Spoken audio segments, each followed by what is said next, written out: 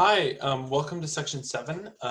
Today, what we're going to do is we're going to keep going through the Heckscher-Lean model, and in particular, demonstrate that the Stolper-Samuelson theorem is going to hold. And so this section is posted a little bit later than normal. It's posted on October 16th. Okay, so the setup of just thinking about what we're going to see when we're home and what we open up to trade in the Heckscher-Lean model is that suppose that home is going to be relatively abundant in capital and that the computer industry is going to be relatively capital intensive. Then when we open up to trade, just as a review, we're going to find that one, the relative price of computers is going to increase. Two, the computer industry at home is going to expand. Exploiting the fact that the relative price of computers has increased. Since the computer industry at home is going to expand, we're going to have that the economy-wide demand for labor at home is going to decrease because now if the industrial composition is shifted more towards computers in our economy, then we're going to have more economy-wide demand for capital relative to labor. That increase in the relative economy-wide demand for capital, or decrease in demand for labor, is going to decrease the wage to rental rate ratio. Recall that the rental rate is going to be basically effectively wages that are paid to capital owners. And so the decrease in economy-wide demand for labor is going to decrease the relative wage of laborers. And so as a result, what we'll see is that the real earnings of capital owners at home are going to increase, and the real earnings of labor owners at home are going to decrease. So all of these points we're going to go through methodically, and I'll show them today. And so that's what the focus of today's section is going to be. The last 2 points, particularly showing that the real earnings of capital owners at home is going to increase, and the real earnings of labor owners at home is going to decrease. The last 2 points are going to be the result of the Stolper-Samuelson theorem, excuse me. And so we'll see that in action today. So just to define the Stolper-Samuelson theorem, and I'll come back to it later because it's going to be important. So what the Stolper-Samuelson theorem tells us is that a rise in the relative price of a good will lead to a rise in the real return to the factor which is used most intensively of the production of that good, and conversely, a fall in the real return to the other factor. So in particular, if, for instance, we have a rise in the relative price of computers, then what the Stolper-Samuelson theorem is that since the computer industry uses capital intensively, then the real earnings of capital owners at home is going to increase, and the real earnings of labor owners at home is going to decrease. So we'll come back to that, but for now, just keep that in your mind. So let's start by reviewing the labor supply and labor demand identity. So the term on the left-hand side, I'm going to call relative factor supply. In this case, because labor's on top, we could also call it relative labor supply. And since, again, labor is on top here, we can call it relative labor supply rather than relative labor demand rather than relative factor demand. Note that we could similarly write this expression. Some people ask, why can't we write relative capital supply, or K bar over L bar? And the answer is that we can. For right now, we're going to think about relative labor supply. But there's no reason you couldn't think of relative capital supply either. Okay, so let's think about this identity for a bit. So on the left-hand term is going to be L bar over K bar, which is what I'm going to rewrite right now. And so why is this relative factor supply? Well, recall that L bar and K bar are the total stock. These are the total stock of labor. So that's the first one. And then plus capital, that's the second term, that's the K bar, in the economy. So that's saying our economy only has so many productive units of labor and capital, and those are just given by L bar and K bar. So assuming that we don't have population change or FDI, which might increase the amount of capital stock my economy has. L bar and K bar are just going to be fixed. So for most of this, we're going to think that L bar and K bar, that's just going to be the fixed amount, assuming there's no population growth, there's no change in the capital stock. Relative labor supply is always going to be fixed. And so L bar over K bar, it's always going to be the same thing. And that will be important to note. So I'm stressing it because it will be important, and we'll come back to it later. So in order to get from relative labor supply to relative labor demand, which is the right-hand side, I'm just going to do a couple algebraic manipulations. So the first thing that I'm going to do is I'm going to note that in my economy, I have full employment. So for instance, if there's two sectors, say, let's call them industry C and industry S for computers and shoes, where computers are capital intensive and shoes are going to be labor intensive, then we know that if we add up the workers in computers and the workers in shoes, then we need to get the full population. And so I'm just going to plug in for L bar here with LC over LS. And I'm going to leave the denominator the same. Okay. Now the next step I'm going to do is I'm just going to split up the denominator into two parts. And so this is going to give me LC over K bar plus LS over K bar. Okay. So hopefully all of these steps so far are pretty clear. Now what I'm going to do next, and this is perhaps the more tricky part, is I'm just going to multiply both of these two fractions by different forms of basically just 1. So let's multiply this first term here by KC over KC. And I can do that because if you notice, KC over KC is just 1. And so technically, I haven't done anything to this expression. Likewise, I'm going to multiply this second expression by a form of 1. In this case, it's going to be KS over KS. Okay? So that's where I am so far.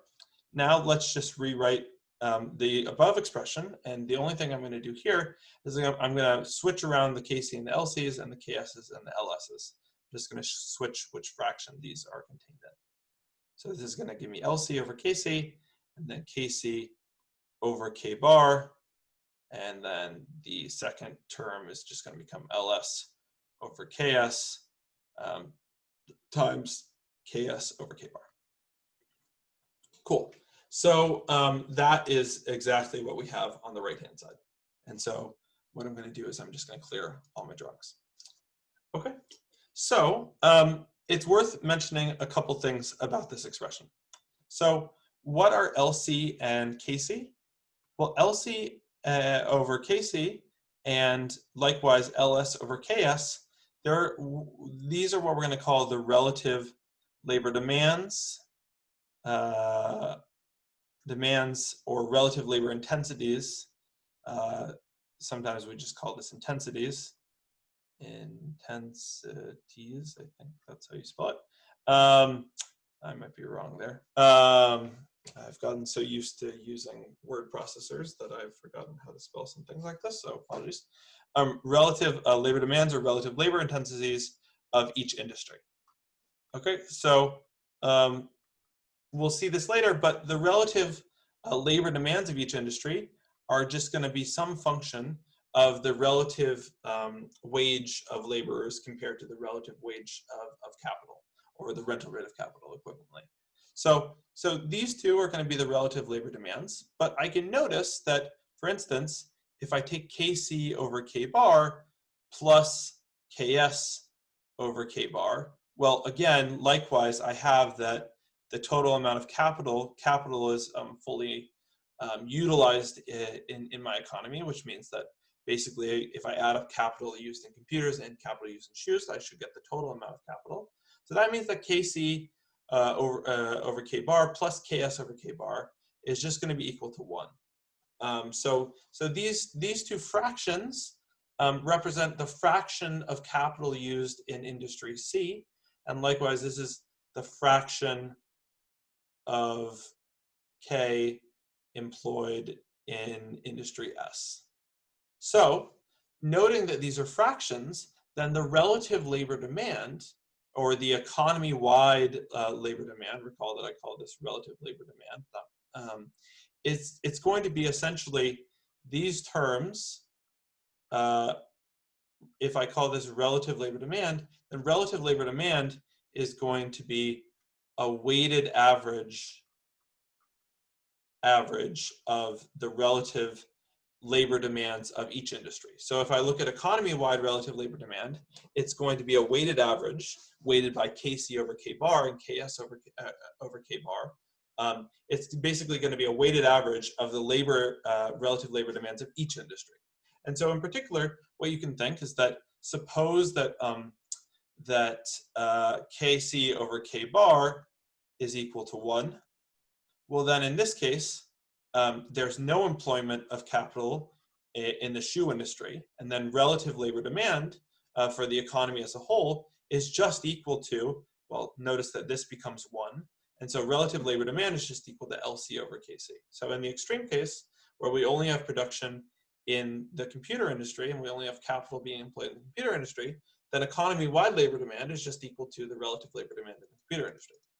Likewise, I could say instead that suppose that I have no production in computers, and now it's I employ all of my capital in shoes.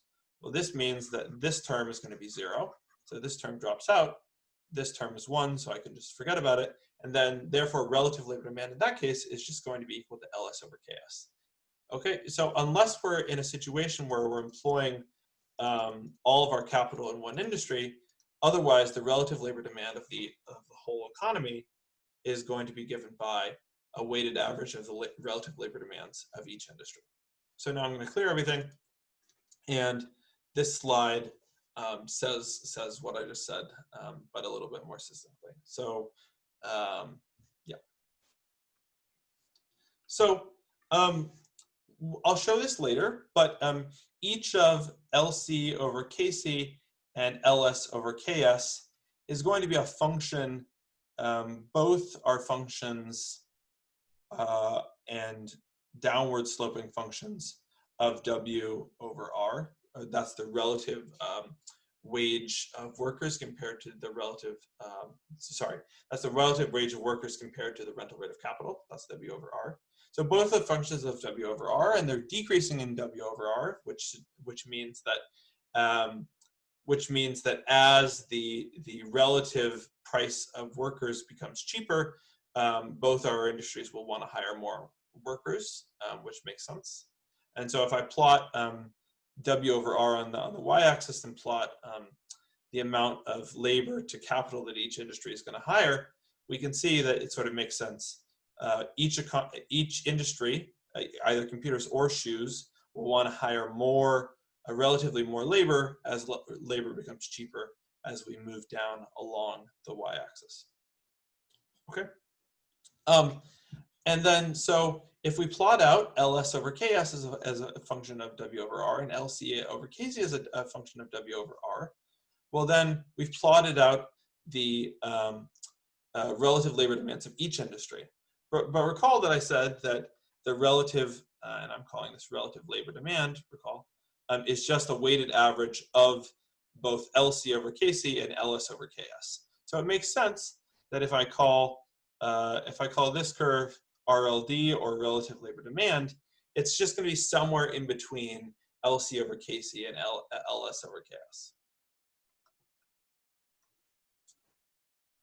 So to move on, let's consider what happens to factor returns when a country opens the trade graphically. And so, as I said earlier, we're going to have two industries: computers, which are going to be capital intensive, and shoes, which are going to be labor intensive. And we're going to assume, as I did before, that home has a comparative advantage in computers.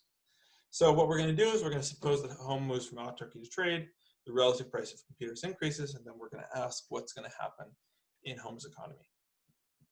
And so we saw this in last section. This is question 2, part 1. So I'll go quickly through this.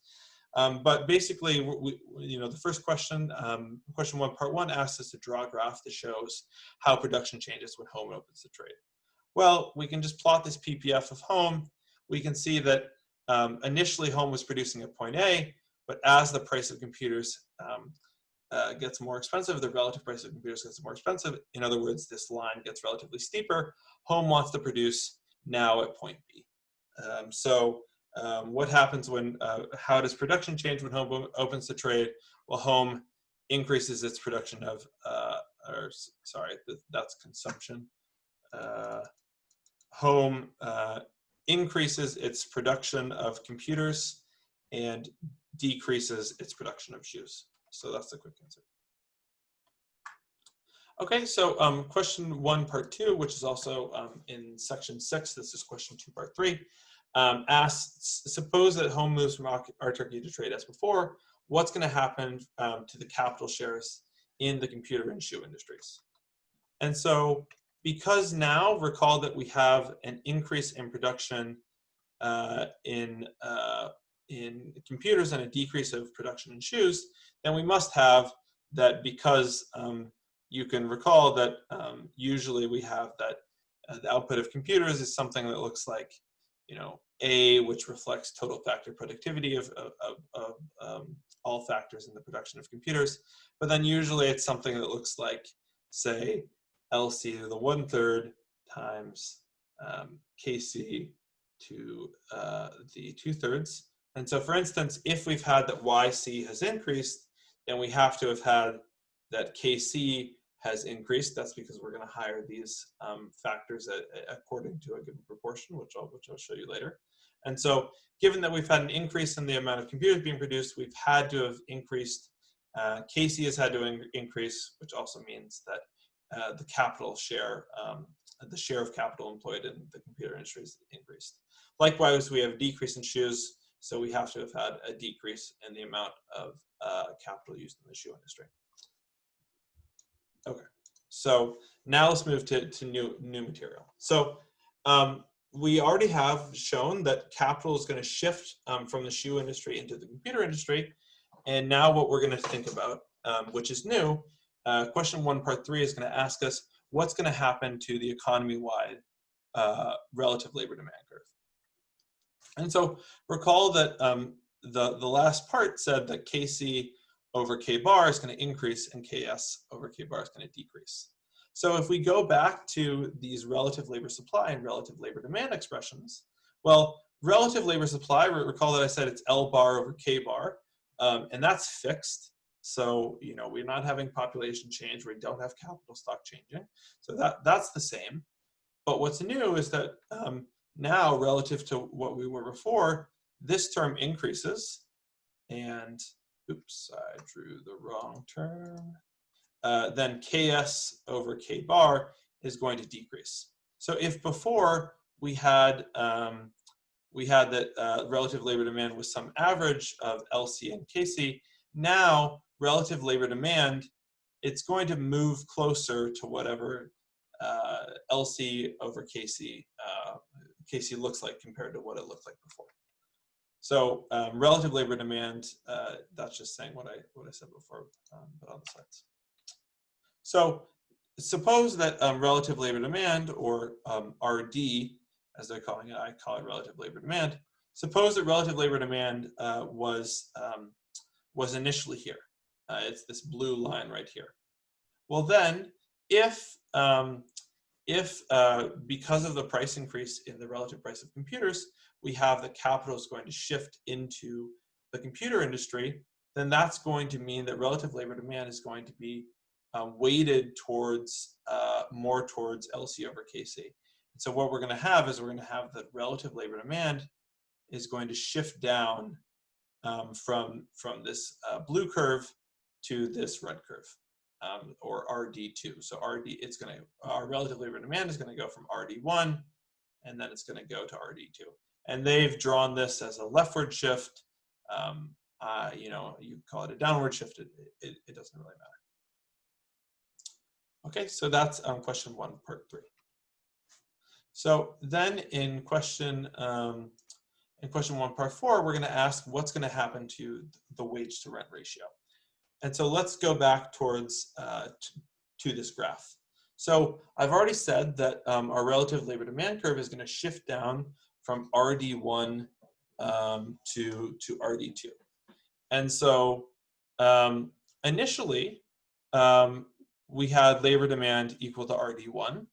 But notice that if on this graph where we're plotting W over R on the x-axis and labor to capital on the sorry, we're plotting W over R on the y-axis, excuse me, and we're plotting labor over capital on the x-axis.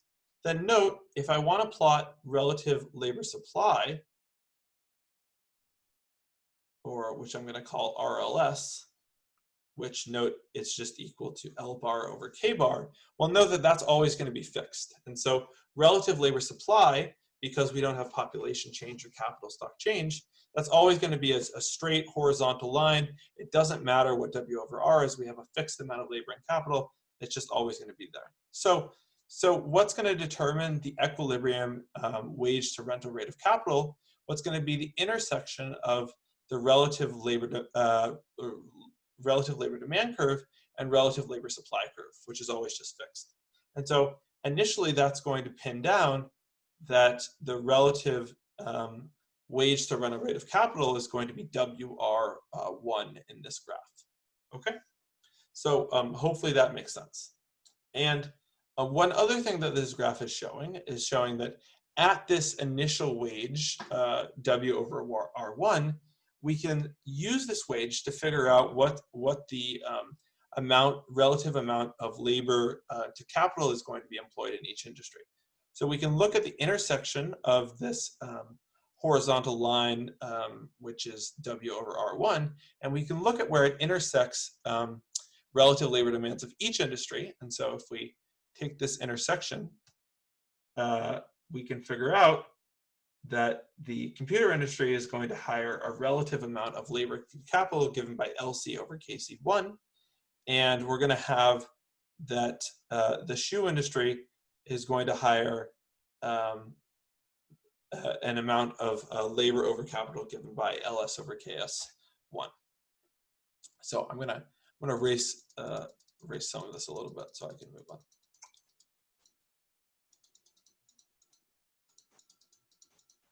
Okay, and then I'm just going to rewrite that this is relative labor supply because that's always going to be the case. Okay, so now when the price of computers increases, when our country opens a trade, we have that capital is going to shift towards the computer industry, which means that relative labor demand is now going to be given by RD2.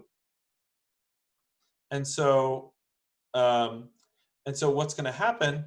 We're going to have that initially this is going to increase the amount of demand, relative demand for capital. And so if it increases the relative amount of demand for capital, that's going to be basically a leftward shift, because now at every wage rate we want to hire relatively more capital. That's more left on the graph compared to labor. And so economy-wide demand for labor is going to decrease because, again, we're now more weighted towards the computer industry, and the computer industry is capital and not labor intensive. So as a whole, the economy shifts to one which relies less on labor, and so that shifts the relative labor demand curve for the economy to the left. So initially, we would be at, if the wage to rental rate of capital stayed the same, then what our economy would want to hire is they'd want to hire this amount here of labor to capital. Of course, the relative labor supply hasn't changed, and so if the wage rate were to stay the same, our economy would want to hire much more capital and relatively less labor than actually is what exists in the economy. So clearly we have to have something change, and what changes is that this increase now in the relative demand for capital, or relative decrease in demand for labor, has now increased the amount of demand for capitals, and so it's driven down the relative wage rate of labor. And so what we have here is we move along this line back to point B, where we need to hire exactly as much labor and capital on aggregate as are available in our economy. So that shifts down the wage to rental rate of capital to W over R2. And so the process that you can think about this is you can just think of supply and demand. We want to hire more capital in aggregate, but supply doesn't adjust. And so the only way that supply adjusts is for the relative wage of capital to increase. Okay, and so now at this point, WR over 2, this new wage rate, it becomes less expensive to hire labor.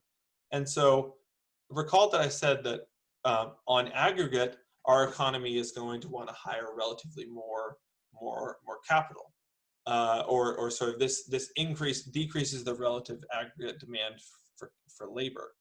But because now we have that this increase in economy-wide demand for capital has depressed the wages of workers, workers now become cheaper to hire. And so if we just find the intersection of this new lower relative wage rate to rental rate of capital, we see that at this wage rate, this will be the relative amount of labor hired by the computer industry, and this will be the relative amount of labor hired by the shoe industry. And if we just read those off, this is LC over KC2, we note that actually the relative labor demand in each industry is actually increased. Now, compared to when we were in autarky, both industries are hiring relatively more labor compared to capital. And so this might strike you as sort of weird because recall that I said that on aggregate, we have the relative labor demand curve shift to the left, indicating that we have more aggregate demand for capital than labor. And so why is it that each industry is actually hiring more labor than capital than they were before? Well, two things that you need to think about. The first is going to be that if we always have that relative labor supply is fixed. And so anytime that labor is moving from one industry to another, it has to have come at the expense exactly of one worker in the other sector. And so what you can basically think of, and this is my sort of intuitive answer, is what you can think of is that the computer industry is increasing. And so if YC is increasing, the computer industry is increasing, then they're going to need, they're going to be hiring more capital, but because LC over KC is increasing, they're hiring more labor at an increasing rate, but they're still hiring more capital too, and that's just to increase production. But in the shoe industry, they're also going to hire more labor because recall that workers have now become cheaper to hire, and so the shoe industry is going to give up more of its units of capital, and those units of capital are going to move into the computer industry, whereas labor, the shoe industry is decreasing, but it's going to give up relatively more units of capital than it is going to give up workers.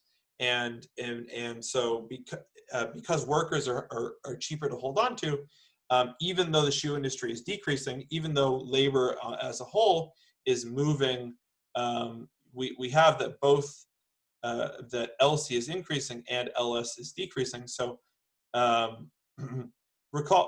notice that we have that labor in the shoe industry is decreasing. It's moving to the computer industry, but at less of a rate than capital is moving from the shoe industry to the computer industry. And that's because capital is now relatively more expensive.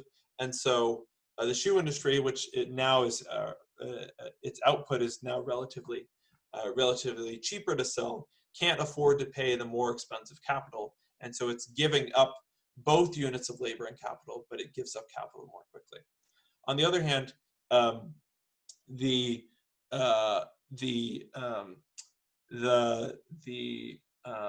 labor demand in the computer industry is increasing because it's expanding, and it's now finding, even though it would rather hire, it's more capital intensive, it's finding that because of the increase in relative labor demand for capital, now labor is cheaper. And so it's actually still cheaper for the computer industry to hire relatively more labor than capital. So this is a good thing to note, because it's important to know that a relative increase in the economy-wide demand for capital will actually cause the relative labor demands in each industry, not in aggregate, but in each industry, to increase in terms of relative labor demand.